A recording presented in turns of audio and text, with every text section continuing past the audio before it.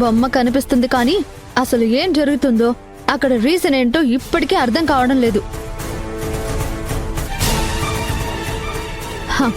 అయినా ఇందులో అర్థం కాకపోవడానికి ఏముందిలే. జ్యోతి మీ వెడ్డింగ్ యానివర్సరీని అడ్డం పెట్టుకుని పర్ఫెక్ట్ గా స్కెచ్ చేసి రాజీవ్ని ఇరికించాలని చూసింది. శ్రావ్య, జ్యోతి అంటే నీకు నచ్చదని అనవసరంగా ఏది పడితే అది ఊహించుకోకు. అయినా తనెందుకు అలా చేస్తుంది? ఎందుకంటే ఎప్పటినుంచో జ్యోతికి నా మీద రాజీవ్ మీద కోపం ఉంది. ప్రతీకారం తీర్చుకోవాలని చూస్తుంది. ఇప్పుడు అవకాశం దొరికింది. 10 మందిలో రాజీవ్ని అవమానాల పాలు చేసి కక్ష తీర్చుకుంది. అర్థం లేకుండా మాట్లాడుకు శ్రావ్య. అలా చేస్తే రాజీవ్ పరువు మాత్రమే కాదు, తన జీవితమే పోతుంది. జ్యోతికి ఆత్మాభిమానం చాలా ఎక్కువ. అస్సలు అలా చేయదు. మమ్మీ, జ్యోతి వేసిన ప్లాను త్రుటిలో తప్పింది. అన్నీ కుదిరితే ఈ పాటికి తన మెడలో పసుపు తాడు కట్టిన రాజీవ్ సొసైటీ దృష్టిలో జ్యోతి భర్తగా ఉంటాడు.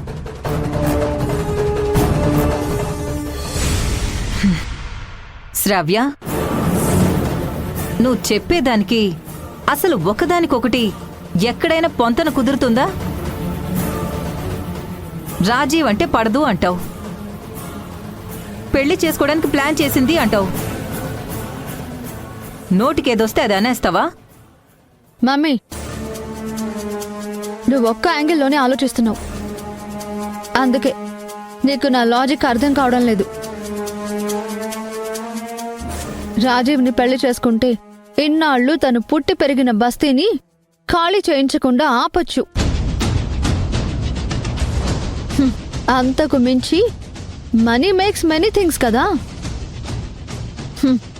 ఎన్నాళ్ళని ఆ బస్తీలో పడి ఏడుస్తుంది. అదే రాజీవ్ని పెళ్లి చేసుకుంటే ఒక్కసారిగా లైఫ్ సెటిల్ అయిపోతుంది. డబ్బు కోసం ఏమైనా చేసే చీఫ్ క్యారెక్టర్ ఆ జ్యోతిది. శ్రావ్య, శ్యామా,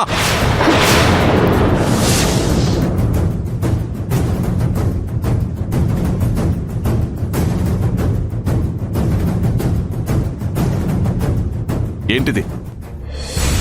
తన కోసం మన అమ్మాయిని కొట్టడానికి చేతుతావా? లేకపోతే ఏంటి సర్వేష్? ఒక ఆడపిల్ల గురించి ఇలాగైనా మాట్లాడేది? ఎందుకు మమ్మీ? జ్యోతి టాపిక్ వచ్చిన ప్రతిసారి దాన్ని వెనకేసుకొచ్చి నన్ను చిన్న చూపు చూస్తావు? చాలే, నోరు మూసుకో. డబ్బుందన్న ఆహానికి పోయి జ్యోతిని చిన్న చూపు చూసింది నువ్వు. నువ్వే గెలవాలన్న పంతంతో అవకాశం దొరికినప్పుడల్లా తనని బాధ పెట్టింది నువ్వు. నీ మీద పందెం గెలిచిందన్న కక్ష కట్టి అసలక్కడ ఏం జరిగిందో నిజం తెలుసుకోకుండా జ్యోతి మీద అంత పెద్ద నింద వేయడం తప్పు. జ్యోతి గురించి నాకు బాగా తెలుసు. తను ఎప్పటికీ అలాంటి పిచ్చి పని చేయదు. ఈ విషయం ఇంతటితో మర్చిపో. ఇంకోసారి నీ నోటి నుంచి జ్యోతి గురించి తప్పు మాట వినపడితే నేనేం చేస్తానో నాకే తెలీదు. నువ్వెప్పుడు ఇంతే మమ్మీ. నేను ఏం చేసినా తప్పులు వెతుకుతూనే ఉంటావు.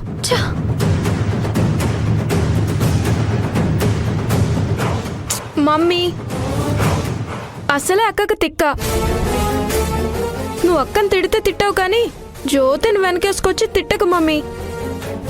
అక్క అస్సలు భరించదు. నువ్వేంటే మీ అక్కకు సపోర్టా? లోపలికి పో.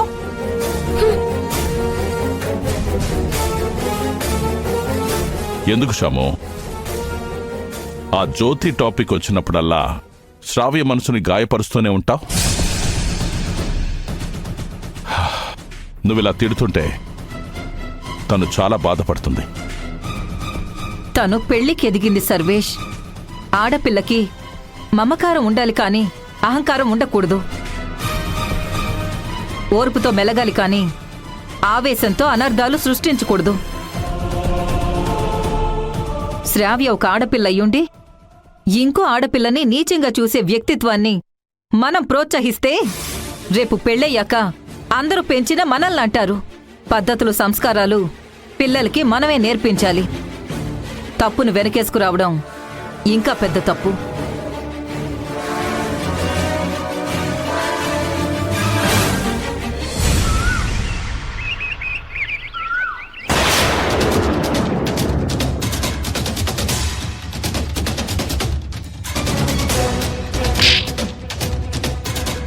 నీ డబ్బు పొగరు చూపించి నా జీవితాన్ని నాశనం చేశావు.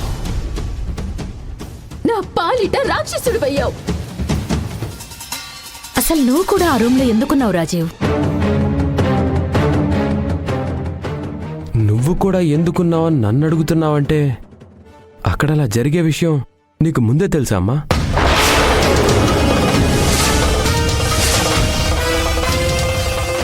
నాకెలా తెలుస్తుంది రాజీవ్?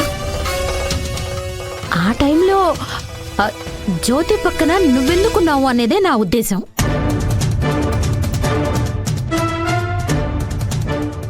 అయినా రాత్రేదో పనుంది చూసుకుని వస్తాను అని మమ్మల్ని వెళ్ళిపోమని లడ్డూతో పంపించావు.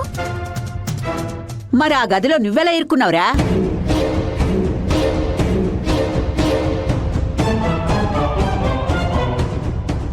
అక్కడ జనం నిన్ను దోషిని చేసి మాట్లాడుతూ ఉంటే, ఆ బస్తీ పిల్లని పెళ్లి చేసుకోవాలి అని మాట్లాడుతుంటే నాకైతే తల తీసేసినట్టయిందిరా.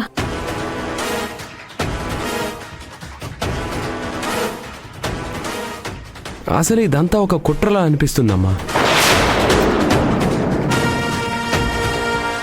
ఎవరో కావాలనే ప్లాన్ చేసి నన్ను ఆ రూమ్లో లాక్ చేశారు.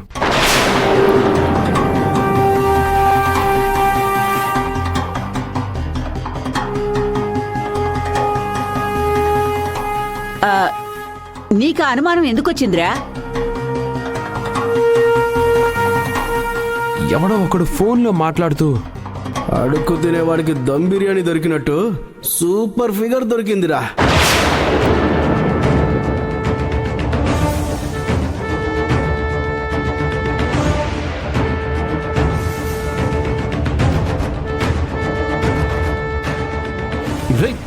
హలో రే,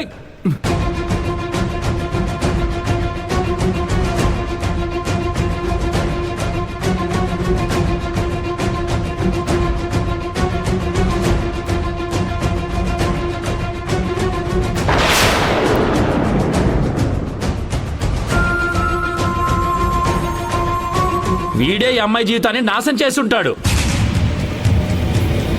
నువ్వు చెప్పేది వింటుంటే ఇది ఎవరో ప్లాన్ ప్రకారమే చేసినట్టుందన్నా. నోర్మై, అంత అవసరం ఎవరుకుంటుందిరా?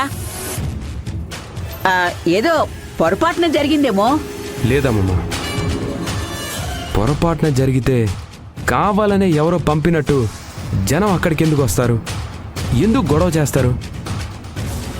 కనీసం మేము చెప్పేది కూడా వినకుండా నన్నే ఎందుకు తిడతారు? జ్యోతిని పెళ్లి చేసుకోవాల్సిందే అని ఎందుకు పట్టుబడతారు?